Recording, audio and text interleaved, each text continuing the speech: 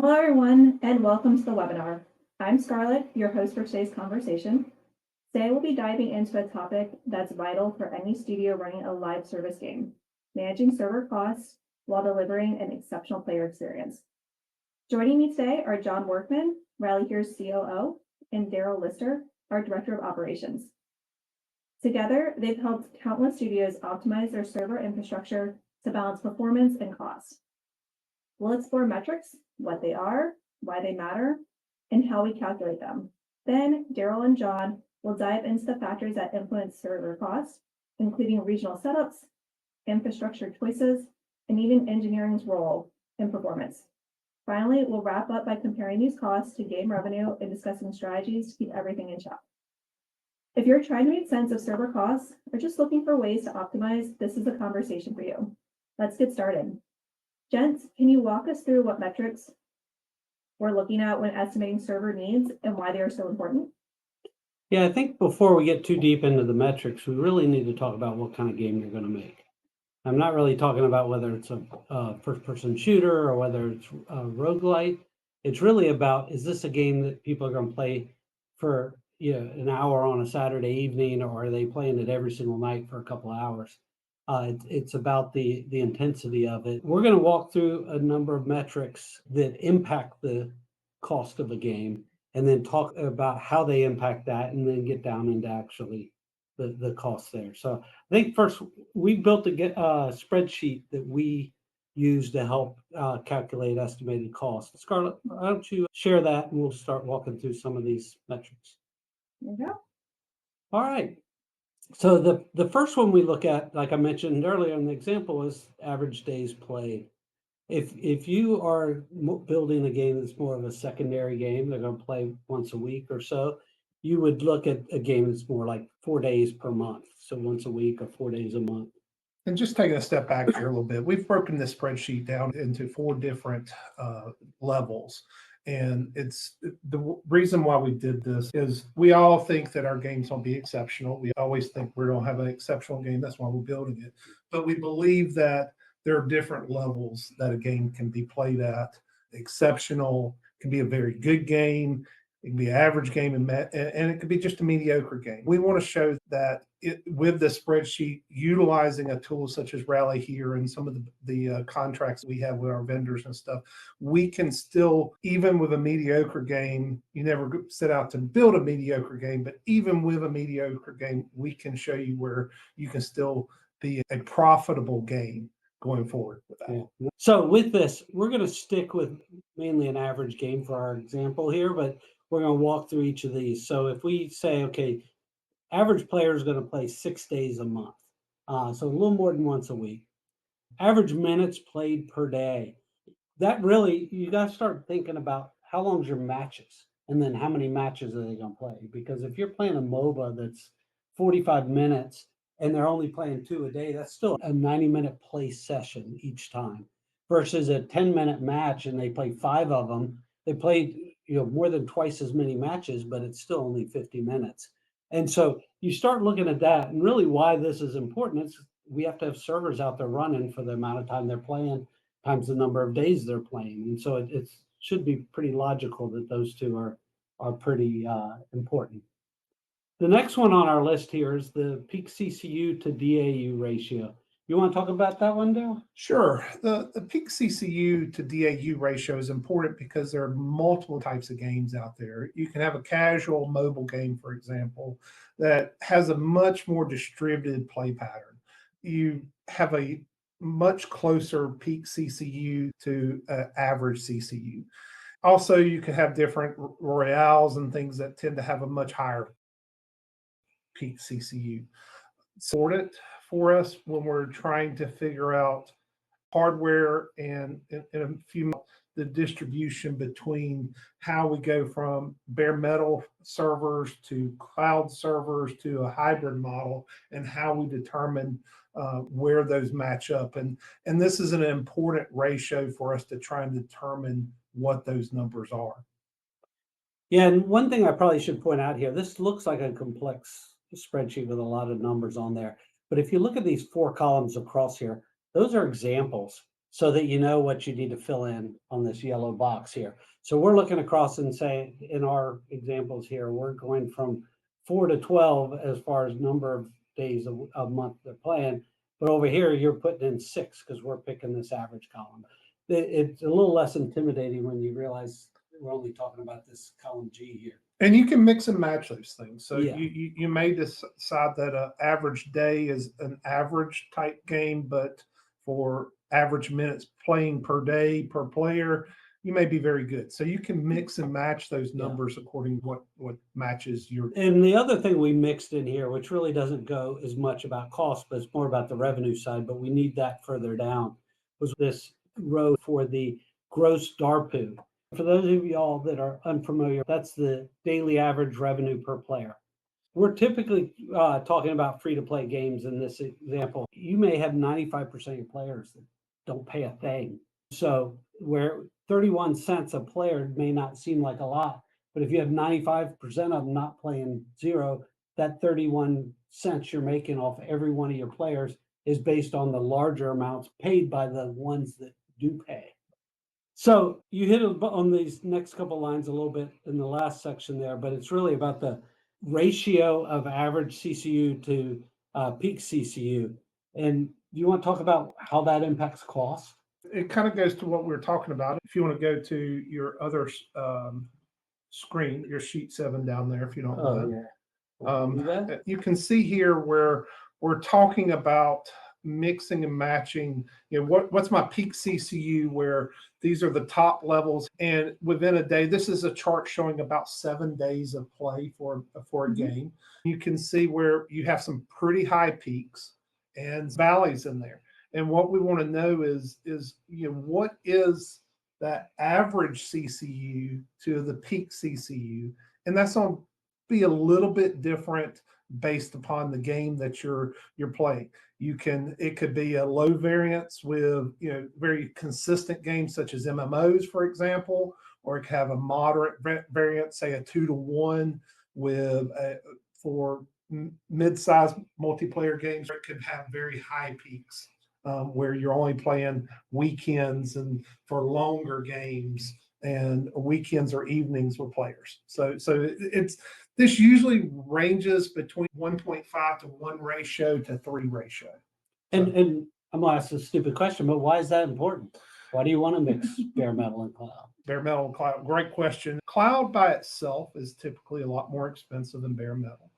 However, to just run bare metal, I have to always plan for my peak. What is my peak? So you need to have servers So out I'd there. have to have servers based upon my peak only. And so if you look at the valleys in this particular sheet, you'll see on the bottom of the gray, each one of those lines, the gray bars represents 4 hours, for example. So if you go and look at that, you can see periods of time, 8, 10, 12 hours a day, where I go from, in this particular case, a peak of 180,000 users down to 40,000 users. And I've got periods of time of 12 hours or more, 16 hours, where I'm in that average area of about 100,000 CCU. So for a bare metal server, I am basically not using bare metal servers for 50% of my capacity. So how can I save money with this particular case?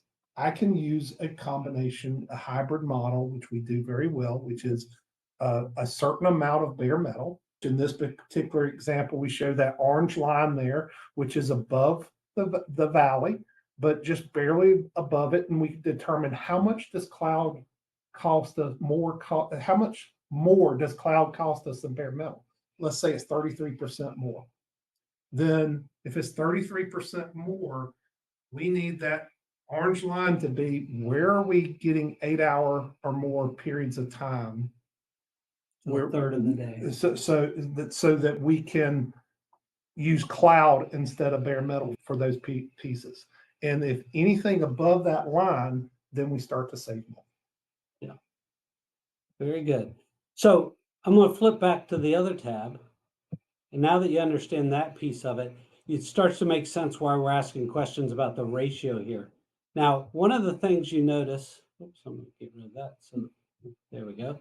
One of the things you notice is that we ask for peak CCU, and then these blue pieces here, we calculate that for you based on the ratio we put here. So you can change that ratio from 3 to, and then you have to put in what you think your peak and your average will be.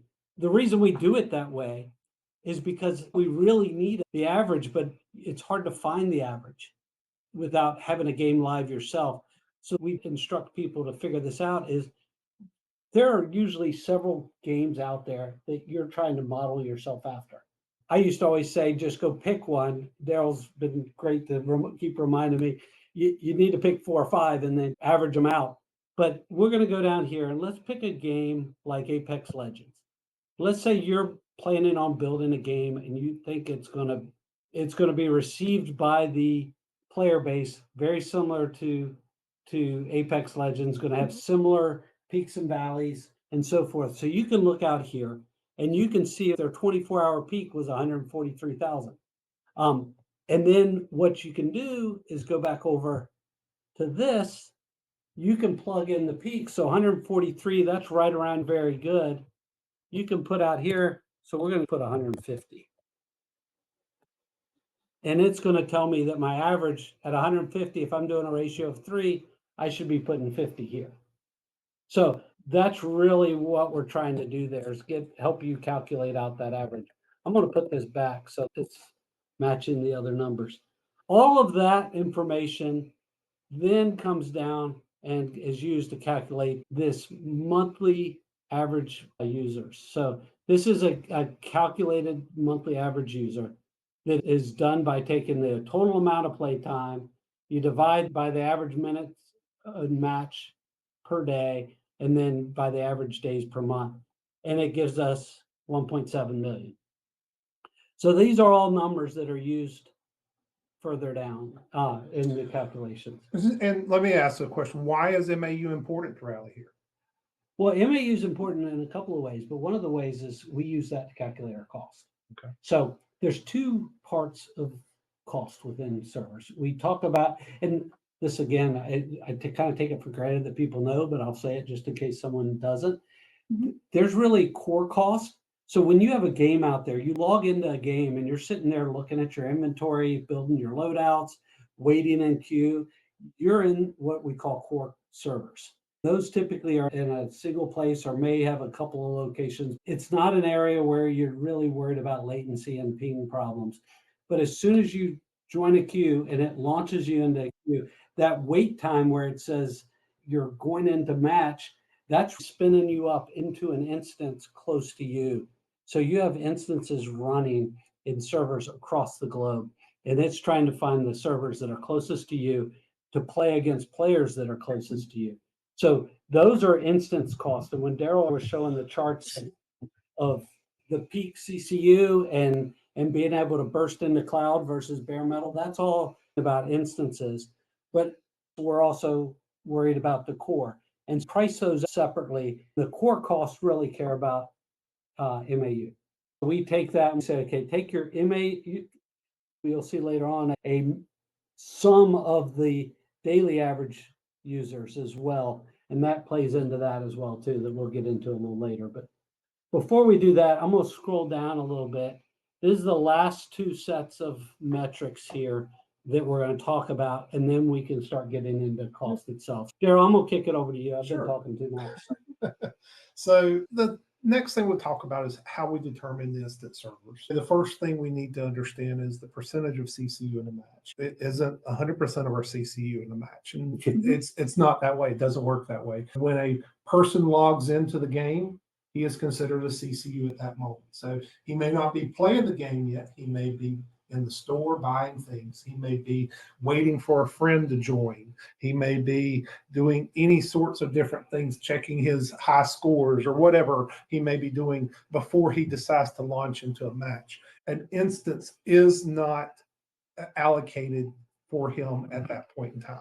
So we need to know what percentage. It's usually pretty high percentage. It's usually 95% around that area. So we're going to start there. The second part of this is average match length. Is that 45 minutes? Is that 30 minutes? Is it 3 hours? and and that can drastically change, how long we need to keep an instance up for. The next one is pretty self-explanatory, and it's average players per game server instance. You may have let's say you have a game that's 4v4. You may think that 8's the number there, right? But it's not necessarily. You may have bots that are playing. You may have a game where people get mad and leave the game. So we have to take it to consideration how many players per server instance. And that can obviously change my server capacity that I need for that instance. Because if you're using a bot, for example, a bot may be more expensive from a CPU and memory perspective than a normal player. Some of that you got to wait till you get your game running to figure out. Well, that's where your dev Yeah. environments and Yeah. your play tests really help you out to understand some of this stuff. And that's one of the things people don't understand as well. They build a game and everything's running great, and then somebody decides, hey, let's double up the bots. And all of a sudden you realize you need to cut back on how many instances you can run per server. Yeah, absolutely. So I want to come back to a point you're about to take me down in just a second, but game services per VM is basically how many instances can I fit on a single one? Does an instance do I have a 16 core box, and does a instance take 1 core and 4 gigs of RAM? Those are the types of things that we just have to put in here. And the last one is just a multiplication thing of players per VM. So it's the average players times the game server instances you have on there. So that's kind of helps to understand how many servers we need. But going back to what you were saying, playtesting for us is very important in understanding these things. The reason why is the playtesting allows us to see as close to a real world before you go live how these servers are going to respond to things you need in a cloud environment versus a bare metal environment. And we would work with you to make sure that we're testing all of those types of environments for your play test to make sure that when you do go to your alpha and your lives, you're ready for those types of things. Yeah, and you can see from day to day if things change, all of a sudden somebody makes a change on the back end and your game's not performing as well one day during your play test, and you realize that they've left the bots running in areas of the map that players aren't there anymore. Let's say you're playing a battle royale and you're down to 5 players left, but you got bots running around the map. Probably not thousands, but maybe hundreds or tens, but it impacts things. And so you just got to be smart about some of that as you're designing it. But that's really some of the stuff you flush out during dev. The next area is your regional spread of instance servers. And you would think this would equal 100%, but it doesn't, because basically we have to have a little bit of buffer zone in each region. Typically in the regions that you're more popular in, you're going to have a more that buffer is going to be a percentage, but that number could be higher as well. So, we're just going to say, okay, what are the regions that you're going to have, you need to have instances. And this is really based upon your type of game and whether the game is influenced by network latency. So if it is, then we're probably going to have more regions, because especially in certain areas, such as APAC and Oceania and South America, so that we are impacting those latency areas that are prone to latency. That we want to make sure that experience is great for everyone. And if you do add more regions, what happens when there's not enough players? Yeah, that's one of the things that you're balancing, is always a balancing act, is how do I keep enough regions to keep the latency at a perfect level, while also having enough players in that region to do matches and to have good matches. So you want a broad enough type of player set that you can get good players and have good matchmaking as well. If, for example, a region does not have enough, the RallyHere product has a feature that can send you automatically and not backfill, but go to a different region automatically if those numbers are too low. Yeah, we call that site combine. Yes, thank you. So was trying to bait you there and Yeah, I you know, weren't catching yeah. up on it. Lost for words for a second there. All right. So now we've spent a lot of time talking about metrics, and this is all just data collection so far. So let's start getting into the meat of this a little bit and talk about what those numbers, all these numbers we just talked about, how they translate into value here. So this first one I hit on a little bit earlier, but one of the things we calculate out is the MDAU, and that's not, I don't think that's a industry term. I think we made that up, but it's the sum of DAU. And the reason we do that is, I guess I should say DAU is daily average user and MAU is monthly average user. If you have a player that plays every day of the month, there are 30 They count as 30. MDAUs, Yeah, they count as but 30. they're only one MAU. No. That's why we sum that up, because that impacts the cost of running these servers. A lot of that calculation up above was to figure out how many DAU are you going to have and then sum those up across. So it gets us to 10.2 million MDAU.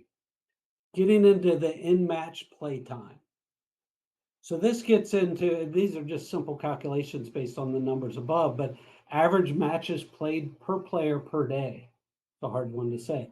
But so the average matches played per player per day, based on our calculations, 1.56, which was because we put in average on everything else. So that is just taking the average match length and dividing by G6. So let's go back up and see average minutes played per day. If you're playing for 90 minutes and you have a 45-minute match, then you're playing for an average of 2. It's simple math. Sum up all the minutes and matches per day. And if you think about when Darryl was talking about those bursts on that chart, that's really what that's doing, saying how many minutes do we need to have instance servers running to accommodate. We do want instant servers running, and there's a reason for that. We to create an instant server, it's not instantaneous. It does take 30 seconds to a minute. We do not want a player sitting out there waiting 30 seconds to a minute to launch into the game. So we do want instances available to them. We have to have a little bit of free.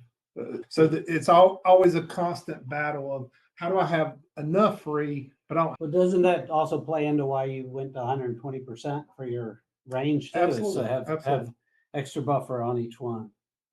And then this one's just to make it more digestible, because 23.8 million is a lot to do. So this is just average hours per day, which is almost 400K.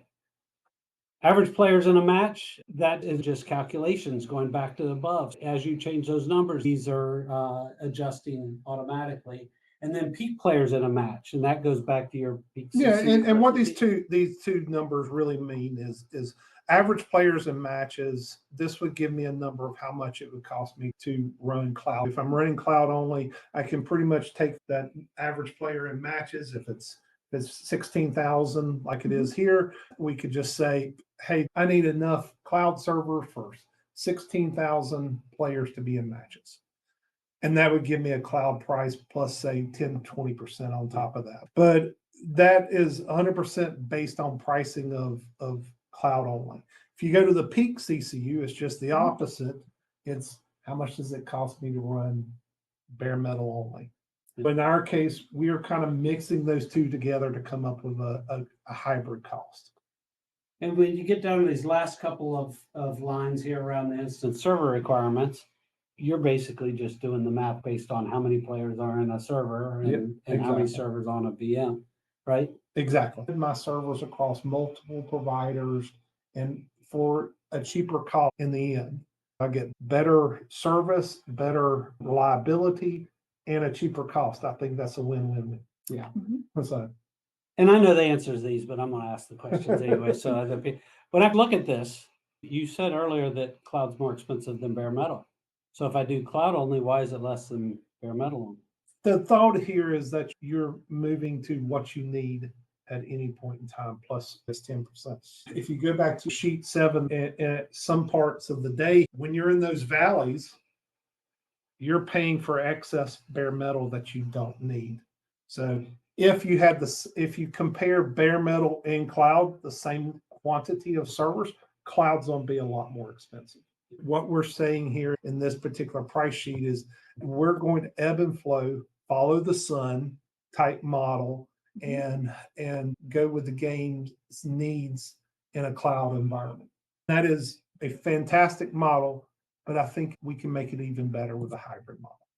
So when I go here, I still look at those numbers and I feel like the cloud looks pretty good. Yes, it does. So, But it does look great. As I said, we can reduce risk by using multiple providers. So that's all add some reliability for you. And you're going to save some money at the same time. but let's talk about saving money on that too. If somebody was to go out and do a cloud only, do you think they could get those prices? It's always possible, depending upon your game and how successful your game is. If you're in that exceptional thing, you probably have a decent chance of getting some of the prices, but you're going to have to sign a contract and a commit with that provider. The nice thing with RallyHere is RallyHere's gone out there and done all that for you. You don't have to. We are creating a commit based upon the volume that we're getting with all the games that we run inside of RallyHere. You've done the legwork. Yes. And that's really what I was trying to get at there, is because of the volume we're doing, we're not just running a single game, we're able to negotiate a lot better prices. That's right.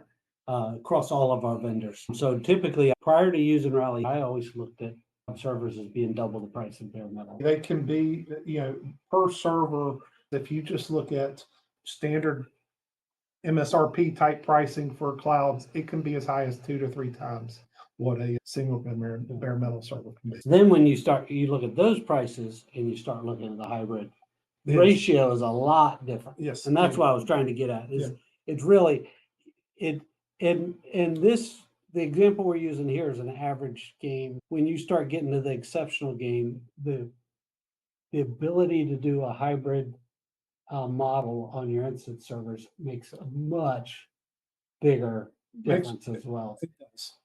And Yeah. and what I'll say is one of the things to think about this is you want to try these things out well in advance before you go live, because we can take it to another level here. And let's say, the charts that we show here that we've shown has games that are established, that have been around for well over 6 months. For a game that's fresh out of, just being released, you're going to have much higher peaks. And those peaks are going to start typically dropping off within a month or 2 months or 3 months. And what you don't want to do is you don't want to commit to a bare metal contract. Usually bare metal contracts are at least a month, potentially 6 months or a year or 2 years. That has changed quite a bit over the last few years to where it's getting more and more like cloud, but it's not like cloud from a minute to minute, hour to hour type thing. So what you can do with the hybrid, you can be a lot more flexible and handle the unpredictable nature of a game release. So mix that. I mean, Yes. to go cloud only versus doing bare metal greatly drops your prices. Yeah. Yeah, And it may and cost you a it little bit more during that first 3 months that you're launching a game, but you're still overall You're able to adjust quickly. You're able to adjust and be nimble and save money in the long run. Yes. So we got through that pretty well. Why don't we talk a little bit about revenue? I mean, when you look at this, you're like, that's a lot of money to be spending on servers. Let's talk about what money you have coming in potentially. Up above, we had talked about the DARPU, the daily average revenue per player. And we've talked about all the players and stuff. I hid these lines here so that we didn't get distracted during our conversation. But what we did is just simple math off those numbers. So if you recall, I think we set it at about 31 cents a DARPU. When you calculate that out, we're looking at 31 cents per player with the number of players we were looking at getting each day. That's about $105,000 a day, which, excuse me, in the course of a month, that's 3.2 million.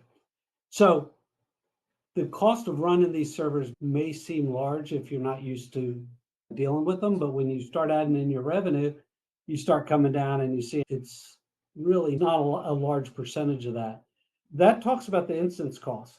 There's also our core cost, and this includes the cost of all our servers to run our back end, to run the databases, to do your analytics, to manage everything in the back end, but it also includes the licenses for our Yeah, and it also includes our operations group that's making sure that's managing and monitoring that these servers are running optimally. Yeah.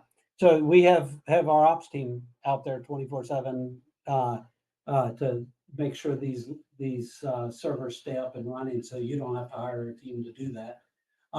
So our cost of a core are based on the monthly DAU, like we talked about earlier in the spreadsheet. We set that up at 10.2. So what we typically do is we if you've ever bought servers from a cloud provider, you could reserve your servers and you get better discounts as you go down. And we work the same way. The only problem is you don't want to reserve too much up front, like Darryl was saying, because you're going to have a big spike, but you need to wait till it settles in and see where your game's going to land. At this ratio, we were looking for 10.2 million. If you were at the 20K minimum, you would end up being at $193,000. That seems like a large number, but you're talking about almost 2 cents per player per day. You can buy that down to get you down to 122K for that piece of this.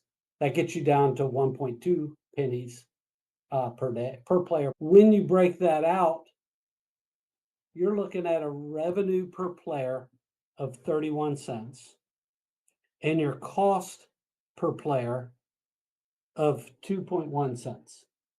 So very small fraction of that, but it is cost that you got to plan for. And that is cost to handle all the labor to run your servers, the license for all the software that's running those, and the servers themselves behind the scenes.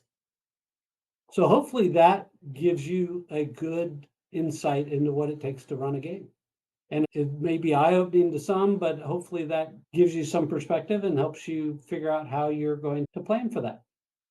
If you would like to hear more or work through this with the metrics that you think your game's going to hit, give us a call and we'll work with you on this and let you know how we can add value and problems we can solve for you. Perfect. I thank you both for your time today. Thank you. All right. Thank you.